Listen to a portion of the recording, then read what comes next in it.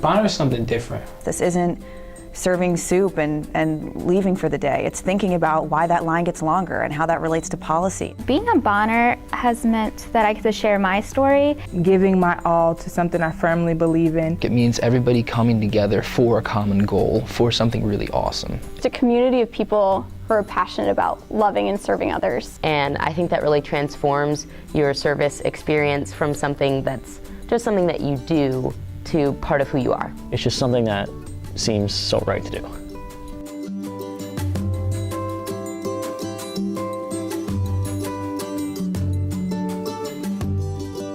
mean, it's a powerful story of two people, that grew up both dirt poor and both kind of have this, again, simple but strong faith. It was really important to Mr. Bonner that he wanted to be involved with people that really needed something. He had two things in mind. One was to help the person that was hurting, and the other was to displace despair with opportunity. Mrs. Bonner was very actively involved both in Florida and then here in Princeton in helping other people. And of course the food banks came up early in that. Mr. Bonner and I both worked. Nothing was given to us. We earned it all. Mr. Bonner had, I think it was a challenging home environment. By the age of 13, he had left school and to help out with the family.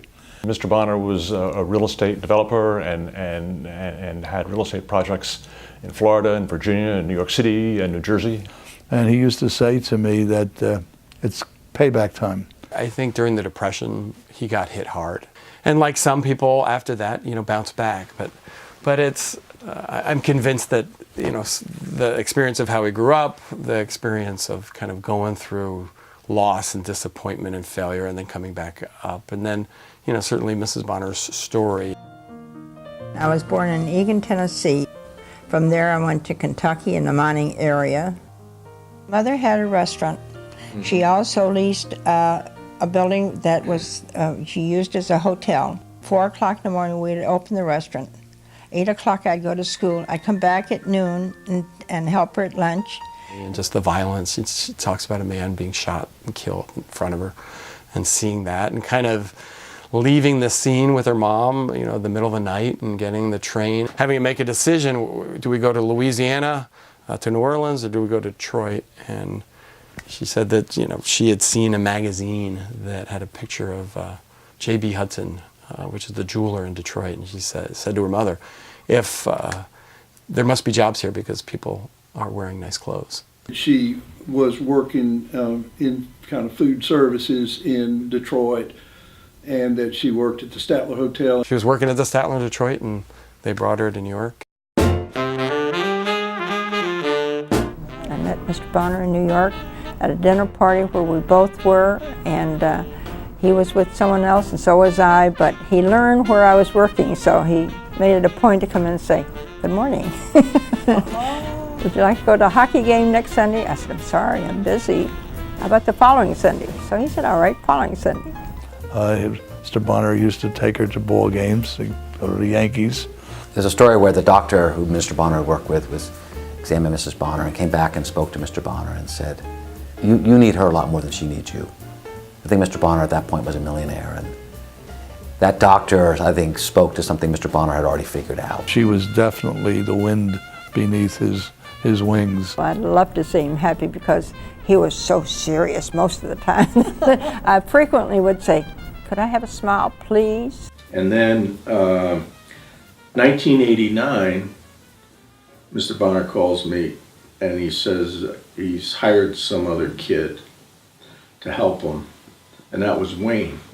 I saw Mr. Bonner a couple times, kind of in my 20s, while I was doing this, along with Bobby Hackett, trying to kind of rebuild a student movement around community service. But he was impatient about it too. He's like, "Yeah, okay, so what? So what's next?" Mr. Bonner had a request to make contributions to Berea, which we did. Dr. Stevenson came up to talk to Mr. Bonner. He was so impressed that after a couple of years of making contributions, he wanted to do more. I just remember when the conversation, the words, the Bonner Scholar Program, came up. It was like, boom, it was it. Wayne recognized that you could sort of take the Berea model, which is a work college, a work model, and take that work and make it service. We did the first year at Berea. There were 80 students in the first class, so there was just this huge kind of volume and, you know, creativity and chaos. And Mr. Bonner was impatient because of his age and because he'd figured out that I like this model, so let's get going. And so 11 schools were chosen to be part of the second round. And so there's this great meeting at the Boone Tavern Inn.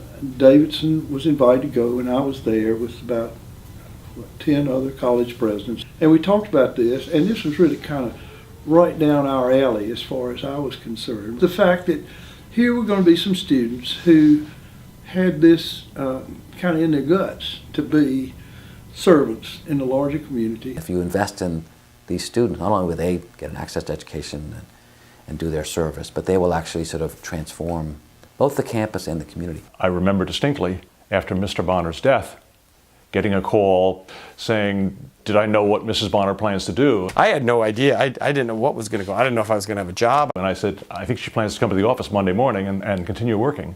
You know, Ms. Bonner came in and she sat down. She was like, Wayne, anything I need to know? She stepped into something that she was completely briefed on. They had decided all these things together. She knew all the stories. She, in connection with that, visited, my recollection, almost every school. I would say to Wayne, you can't take her down to 6 schools in a week and a half. And she'd say, I'm fine.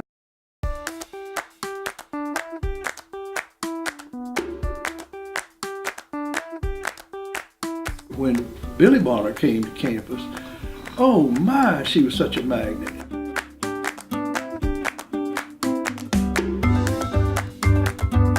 And they loved her immediately. She loved them back immediately. She was a beloved woman to all the students. It was certainly spiritual, if not magical.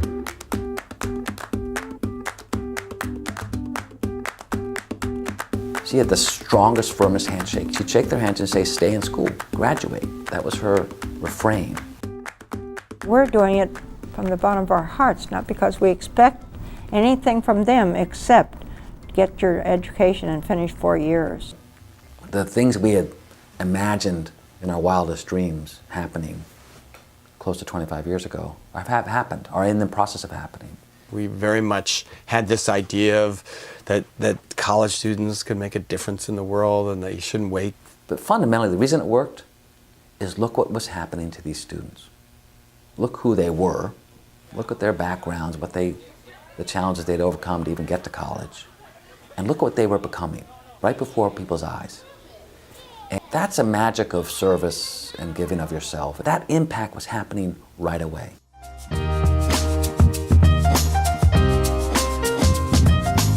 I am able to use my education to make a difference in other people's lives, but I'm also able to use what I learned through my service in my class. It's different because no one's there to pad a resume.